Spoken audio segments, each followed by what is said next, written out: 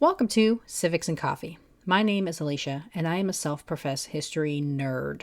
Each week, I'm going to chat about a topic on U.S. history and give you both the highlights and occasionally break down some of the complexities in history and share stories you may not remember learning in high school, all in the time it takes to enjoy a cup of coffee.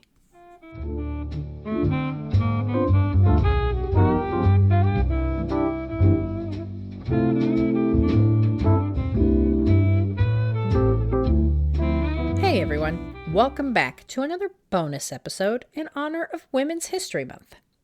This week, I'm diving into the life of Shirley Chisholm. If you followed the latest presidential election cycle in the United States at all, you may have heard Chisholm's name a lot whenever a story about Kamala Harris came on the news. And while Chisholm is known today as the first black woman to run for president on a major party ticket, there's so much more to her story than the campaign of 1972. So, who was Shirley Chisholm? How'd she get into politics? And why is her legacy so important? Grab your coffee, peeps. Let's do it. Shirley Chisholm, born Shirley Anita St. Hill, was born on November 20th, 1924, in Brooklyn, New York, to her immigrant parents. Her mother was from Barbados, and her father was from Guyana. Her family struggled financially in her youth, eventually sending her and her two sisters down to Barbados to live with her maternal grandparents, until her parents could afford to buy a home and better financially support their family. Her mother initially stayed with Shirley and her sisters, but after a few months, made the trip back to New York so she could help her husband make and save money. What was supposed to be just a few short months turned into 7 years, and it was in Barbados that Shirley began school. Different from American classrooms, Shirley's school was housed in one large hall, with the only thing separating the different classes was a blackboard and the teacher. The education, however, was strict and focused on reading, history, and writing, and Chisholm would often cite her early education as the foundation for her later success. In 1934, Shirley was reunited with her family back in Brooklyn. While they still hadn't met their goal of buying a home just yet, they were a bit more stable and wanted their children back home before the girls grew up too much. Chisholm's father was an avid supporter of Marcus Garvey, an activist who supported black prosperity and advocated for blacks to separate themselves from white society. Her father was also staunchly pro-union and a supporter of Franklin Delano Roosevelt, and instilled in Shirley a sense of pride in being black and influenced her politics. It wasn't until her return to America that Chisholm first experienced racism, hearing racial slurs on the streets of New York. Having spent her youth on the island of Barbados, it was the first time Chisholm heard being black referred to as a negative thing. Highly intelligent, Chisholm had scholarship offers to both Aberdeen and Vassar universities. However, her parents' limited means prohibited them from being able to afford an out-of-state school. So Shirley enrolled at Brooklyn College and started to study to become a teacher. Being a teacher was a practical decision for Shirley, who knew fields like law and medicine were less than interested in having women fill prominent roles, let alone a black woman. While attending Brooklyn College, Chisholm started a sorority-like club for the black female students, known as Ipothea, which stood for In Pursuit of the Highest in All. Founding the club was done in part as a reaction to the other social clubs on campus being less than welcoming to black participation. Following her graduation in 1946, Chisholm worked as a teacher's aide in Harlem and worked towards her master's degree at Columbia University at night. She married her first husband, Conrad Chisholm, in 1949. Though surrounded by politics and political thought throughout her childhood, it wasn't until 1953 that Shirley found herself in the middle of the action, joining the 17th Assembly District Democratic Club, where she helped raise money for the party by collecting and decorating cigar boxes. During her work, she noticed that while the women worked hard to fill the coffers, selling raffle tickets and hosting fundraisers, they never got their fair share of the profits. She questioned this practice, which got the other female organizers demanding a share of the proceeds to use for their own causes. After much back and forth, the club relented and gave the women $700 of the over $8,000 raised. She briefly walked away from politics, where she focused more on her educational career, eventually becoming a consultant to the New York City Division of Daycare. As the consultant, she oversaw 10 daycare centers throughout the city, supervised educators, and was responsible for a budget of almost $400,000. But politics eventually lured her back in, and in 1960, she, along with several others, founded the Unity Democratic Club. Frustrated with the established political machines and the juiced-in elite, the club had one primary goal: take over the entire 17th Assembly District political organization and get rid of the white power brokers who gladly accepted black votes, but who never fought for causes that would benefit the black community. The Unity Club helped campaign for Thomas R. Jones and helped him get elected to become Brooklyn's second black assemblyman in 1962. And in 1964, when Jones decided against re-election for a judicial appointment, Chisholm decided to go after the seat herself. Chisholm faced sexism from the jump, with many people being uncomfortable outwardly supporting a female candidate.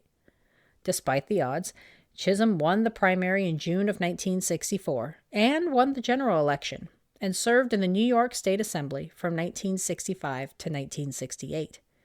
While in the State Assembly, Shirley was successful in extending unemployment benefits to domestic workers and was elected state party chair in 1968. Chisholm next ran for the House of Representatives, running to take the seat for the 12th District of New York. Beating out two other black candidates during the primary and squashing her opponent in the general, Shirley won by a 2-to-1 margin. She was the first black woman elected to Congress and was the only female in her freshman class. As a freshman congresswoman, Chisholm was appointed to the Agriculture Committee. Being from an inner city with very little agriculture, Chisholm was initially frustrated at her assignment, as she felt the work on the committee would have very little benefit to her constituents. However, after speaking with a rabbi about her frustrations, he suggested Shirley look at the assignment as a sign from God and work to get that surplus food into poor communities. With this new outlook, Chisholm partnered with Senator Robert Dole to get Congress to approve a 2-year pilot run by the United States Department of Agriculture. The pilot program? The Special Supplemental Nutrition Program for Women, Infants, and Children, otherwise known as WIC. WIC, a federal program providing health care and food assistance to low-income pregnant women and children, still exists today, and as of 2013 data, provided aid for 53% of the children in the United States through their first birthday. While serving in the House, Chisholm joined both the Congressional Black Caucus and the National Women's Political Caucus in 1971 as founding members. But it was on January 25, 1972, at a Baptist church in her Brooklyn district, that Shirley Chisholm announced her candidacy for President of the United States. Though she acknowledged both her race and sex during her announcement, she wanted the country to know that she was the candidate of the people of America, saying, quote, "I am not the candidate of Black America, although I am black and proud. I am not the candidate of the women's movement of this country, although I am a woman and equally proud of that. I am the candidate of the people, and my presence before you symbolizes a new era in American political history." End quote. With the campaign slogan, "Unbought and Unbossed," Shirley worked to gain support and to be taken seriously as a viable candidate. The initial field was quite large, with 13 candidates, including George Wallace, the unashamed segregationist from Alabama. Her candidacy was not welcomed, and she received plenty of hate mail and death threats. There was so much concern about her safety on the campaign trail that her husband Conrad acted as a bodyguard until Secret Service protection was established in May. Chisholm fought hard to get the attention she felt her candidacy deserved, eventually forcing the FCC to allow her to debate the two frontrunners in the race, George McGovern and Hubert Humphrey. But though she managed to make it on television, the hosts continued to treat her like a pariah, asking her if she would consider being vice president and if she would support McGovern or Humphrey in the general. She struggled to gain endorsements and sent surrogates in an attempt to obtain support from attendees of the National Black Convention held in Gary, Indiana that summer. While she did get a personal endorsement from the National Organization for Women, their official endorsement went to George McGovern. When asked how she felt about her lack of major endorsements, Chisholm infamously said, quote, "If you can't support me and you can't endorse me, then get out of my way," You do your thing and let me do mine, end quote. Everything related to her campaign was an uphill battle, including just getting on the ballot. By the Democratic National Convention in July of 1972, Chisholm had managed to campaign or get votes in just 14 states. She was constantly criticized, fielding charges her candidacy was a show and that she was only serving to take away votes from the two men who had a real chance of winning. One of her biggest successes came during the California primary, where, with the help of the Black Panthers, Chisholm managed to secure 157,435 votes, which landed her in fourth place overall. Once the convention began, Hubert Humphrey worked to try to peel off votes from McGovern in a last-ditch effort to secure the nomination. Once that failed and it became clear McGovern had the necessary votes to win, Humphrey released his black delegates to vote for Chisholm.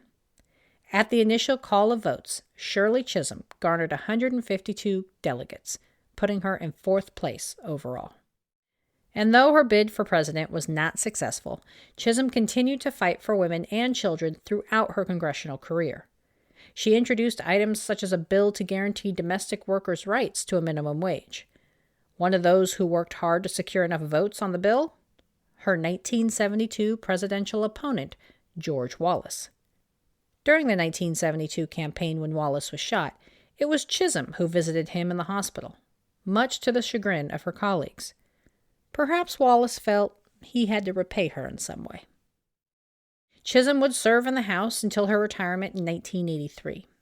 She would continue to strive for methods to get her ideas and agenda heard, eventually securing enough support to be elected as the Secretary of Democratic Caucus, where she was able to set the party's agenda. And though her presidential campaign was not successful, she did help pave the way for a number of women and minority candidates to run for higher office. California Congresswoman Barbara Lee began her political life by working on Chisholm's campaign, and Kamala Harris would invoke the memory of Chisholm's historic run throughout her own campaign for president. Reflecting on her time in politics, Chisholm would repeatedly say she felt her sex, more than her race, proved to be a hindrance throughout her career.